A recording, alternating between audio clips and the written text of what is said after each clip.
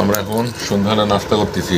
এই যে চিপসগুলো বাজার থেকে কিনে এনে ভাজলাম, কালারফুল, খুব সুন্দর লাগে, দেখতে সুন্দর লাগে। আগে দেখতে সুন্দর লাগলে মানে খাইতে অনেক সুন্দর লাগবে নাকি? কেমন বলো? এমনি বিসমিল্লাহির রহমানির রহিম।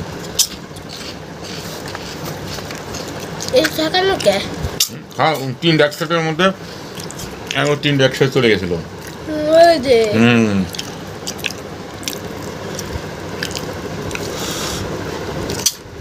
একদম তিনটা একসাথে। খাও।